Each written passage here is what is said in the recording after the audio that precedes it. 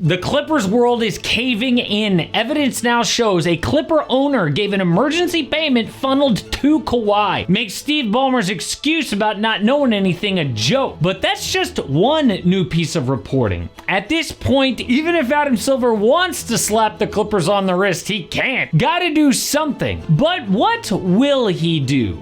Does it involve voiding Kawhi's contract to play for another team? Well, the first new detail comes from Pablo Torre, the guy who broke this investigation to begin with.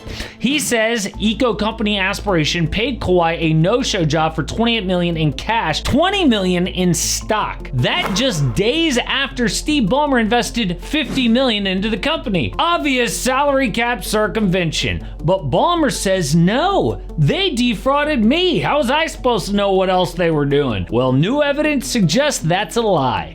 Torre now says that Ballmer's business partner, Dennis Wong, invested $2 million into Aspiration days before Kawhi got a $1.75 million payment. See, the company had been late in paying Kawhi, and Uncle Dennis was pissed. Calling every day upset, but Aspiration was spiraling. This was 2022 and their scheme was falling apart. Very little new business, but a lot of people they owe money to. In fact, to make payments, they fired 20% of their workforce. But in the middle of all of this, a guy named Dennis Wong invests $2 million, almost the exact payment to Kawhi. Weird, because his daughter actually worked at Aspiration at the time, would have told dad how crazy things are at work. Why would you invest $2 million into a sinking ship? Because Dennis Wong is besties with Ballmer since 1975. So tight, Wong is the only other guy who owns a piece of the Clips. Ballmer's got 99%, Wong's got 1%. So dude gives $2 million, and days later, Aspiration is now able to pay Kawhi. The sheer timing of all of this is wild. Like Ballmer said, oh, I didn't know what they were doing with Kawhi, that was their business. But this makes it look like their business was his business and he took care of it. But that's just the beginning, because news out of Toronto is just as bad. But week 1 of the NFL season is in the books, not long until the NBA. And Prize Picks is the best way to win cash while watching sports. For me, cash is a bonus guaranteed, though I have more fun watching these games. And the best part is the app is really easy to use. To create a lineup, all you have to do is pick more or less on just a few players' stats. For example, this week I'm going with Russell Wilson, more on his pass attempts, Josh Allen, more on his touchdowns, and a guy named Varnell Brown from college football, less on his receiving yards. But if you only like 2 of my picks, yes, I am personally offended, but the max discount this week is Travis Kelce. All he has to do is go over a half receiving yards and you're good. Prize Picks is available in 45 states, including Texas and California, and if you play just $5, you get $50 in lineups instantly, win or lose, but you have to use my code AMHOOPS. That is, play $5, get $50 in lineups instantly, code AMHOOPS.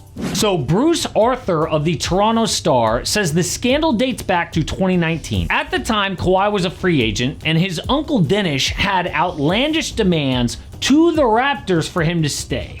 But his list of demands line up almost perfectly with the alleged deal he got from the Clips. That list of demands include 1. Trade for Paul George. Check.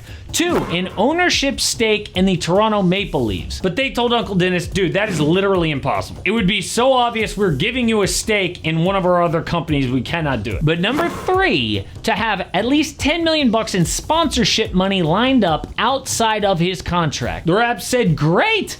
We know all the big corporations in Canada. And then those companies told them, awesome, we would love to have Kawhi as our new pitch man. But Uncle Dennis said no. Quote, we don't want to do anything. Raptors representatives said any sponsor would want to shoot ads or arrange appearances. Robertson reiterated that Leonard didn't want to do anything for that money. What an idiot. All you had to do was shoot like one commercial. Literally one afternoon of your entire life, and none of this even happens. So lazy, arrogant, or both. But this is exactly what he ended up getting from the Clippers, allegedly. So what that seems to prove is, this is unlike any other player endorsement. Like, we know that some stars are sponsored by the same company who sponsors the team. Like Steph works with Rakuten. Cooper Flagg now works with Chime. Even some of those contracts include a clause that if they leave the team, no more money. But none of them get a deal for doing nothing. No commercials, no tweets. Except for this one.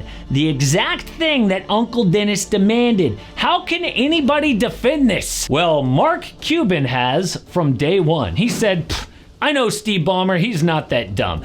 And yeah, Ballmer is a respected guy outside of basketball.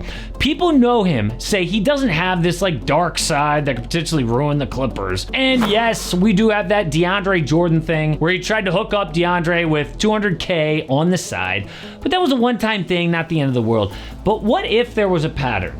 Well, the Seattle Times says something Ballmer did at his own son's high school is disturbing. And yes, some of this is crazy. So his kids are involved at the Lakeside High School basketball program who happen to suck. They won 2 games all year that season. But this was before Ballmer owned the Clippers. So he's obsessed with the Lakeside Lions, okay? Goes to every game, but his business partner testifies that Ballmer screamed after a loss, screw this, I'm gonna open up a foundation and we're gonna get black people in here.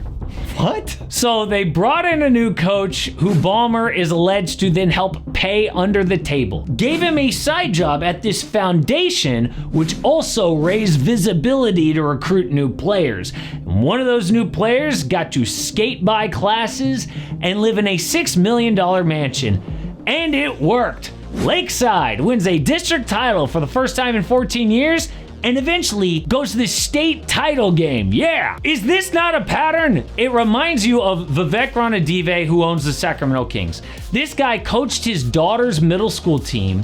They employed the press defense, which young kids have a hard time with. So they went from losers to the national championships. Then dude gets to the NBA, thinks he knows more than everyone, ruins the team for 10 plus years. Ballmer is the salary cap version of this. Maybe, but you can't prove it. I mean, the Joe Smith punishment in 2000 took away draft picks, voided his salary, but they had that thing in writing. This is circumstantial, but it turns out that's all you need. The CBA says a violation may be proven by direct or indirect circumstantial evidence, including that a player contract or any term cannot rationally be explained. Rationally explained? Why would a company rationally pay Kawhi $7 million a year to do nothing? So Steve Ballmer is cooked until Commissioner Adam Silver spoke with reporters. NBA owners just happened to be having a meeting in New York. So a reporter asked Silver, hey, circumstantial evidence is all you need, right, Adam? In the case of the league, we and our investigators look at the totality of the evidence, whether mere appearance, just by the way those words read. I think as a matter of fundamental fairness, I would be reluctant to act if there was sort of a mere appearance of impropriety. What? Okay, let's break down that word salad. I'd say in the case of the league, we and our investigators look at the totality of the evidence. I think whether mere appearance, just by the way those words read, I think as a matter of fundamental fairness, I would be reluctant to act if there was sort of a mere appearance of impropriety. Wow. Okay, so what he is saying is, nah, we need hard evidence. I'm not gonna do a circumstantial punishment. Really? So it's looking more and more like, no matter how much awesome reporting we get from Pablo Torre, or insane evidence that we get, not much is gonna happen to the Clippers. That is why Steve Ballmer goes on ESPN and says, we're innocent. What he should have said is, yeah, something's messed up.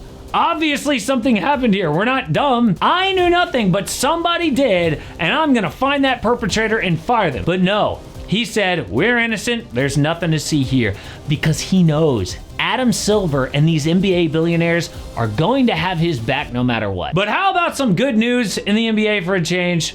There's an NBA player who was not looking for every last dollar. His name is Larry Sanders. He actually gave back millions to walk away from the game. And people at the time wondered why he did that, to ditch his new teammate Giannis Antetokounmpo. Well, now we know.